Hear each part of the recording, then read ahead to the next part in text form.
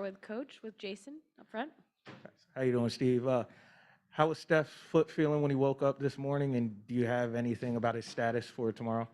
Uh, I don't really have any update. I haven't even talked to him about it. We had a film session just now. Yeah, we expect him to play tomorrow, but I don't have any details. Question here on the left. Yes, you had another great third quarter, but in a simplistic way, if you can start the second half like that, why can't you start the game with the same intensity and discipline? I ask myself that question very often, and I don't have an answer.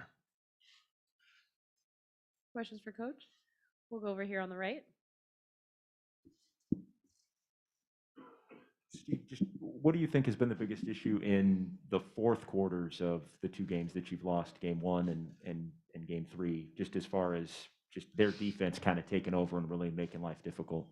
Yeah, we struggled to score last night with just 11 points in that fourth after, I think, 67 total over the second and third.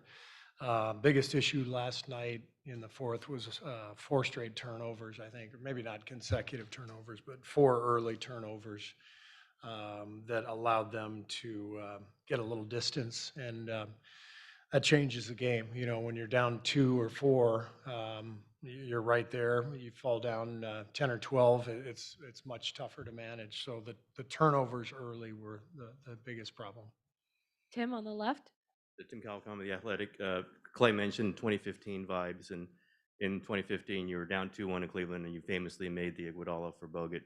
And I know move, and I know you're not going to tell the truth at this moment, but how much inspiration do you get out of that, and how much is there a way, okay, if we make too much of a change, that's a signal that things aren't going right? I mean, where's that balance? I think that's always what you kind of weigh as a coaching staff. You know, you balance any type of adjustment or lineup change or anything like that, and you have to weigh it according to where you feel you are in the series, not only with the series score, but emotionally, spiritually, where are the players, that sort of thing. So everything factors in, and there's no clear path to a right or wrong answer. It's just every year is unique and circumstantial. So that's what today and tomorrow will be about for our staff. What adjustments we feel like we need to make.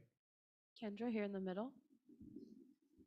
Hi, Steve. Kendra Andrews, ESPN. I know you said you haven't talked to Steph yet, so is he going to participate in practice today, or do you not know that? We're not practicing. Yeah, it's just a recovery day. There will be some guys who will be out on the floor shooting. The guys who didn't play as much or play at all will be out there getting workouts, but the high minute guys will just be getting treatment and recovery. Anthony on the left.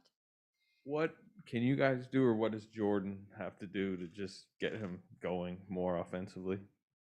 I think I'm not really concerned with Jordan's offense, honestly. I think everything starts at the defensive end of the floor for all of us, for our whole team.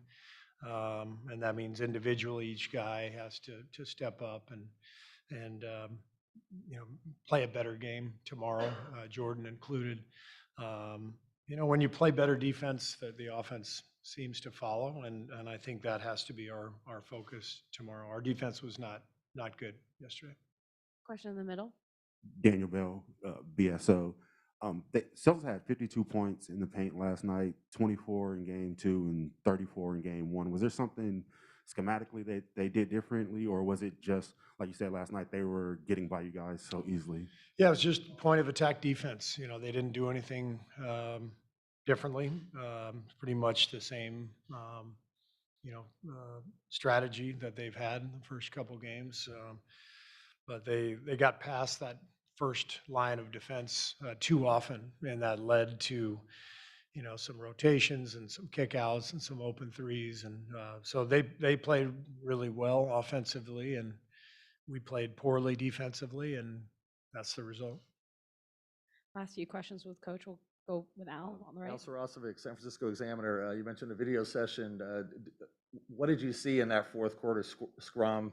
What did you think of that play, and And do you have any more detail on what happened to Steph there?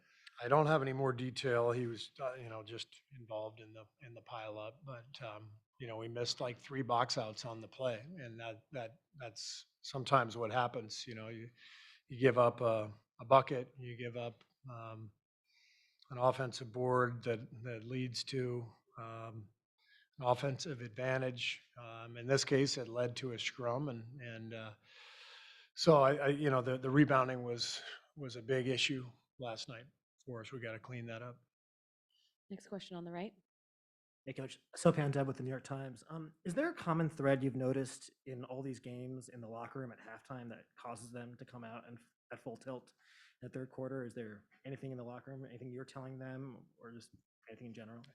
I go into my book of incredibly inspiring quotes from movies and history, and I just try to pull out the right one. And if I get them fired up and they're excited, then they seem to play better. So I have no idea. It's been our pattern for many years and has nothing to do with me or our coaching staff. It's just the players, they seem ready to roll. Last question to Tim. It was just so obvious the Celtics are so athletic and get up in the air, acrobatic. Is it too simplistic to say, well, maybe guys like Kuminga and Moody could combat that? How much thought has been into getting some of the younger guys, obviously very raw, into an athletic game like that? It's always a possibility. You never rule out anything. So it's, something we discuss as a staff every day. Do we need to insert another player into the rotation? Do we need to change a combination, a lineup combination? All that stuff is discussed, and we just make the best decision that we think can be made and roll with it. Thanks, Coach. Thanks.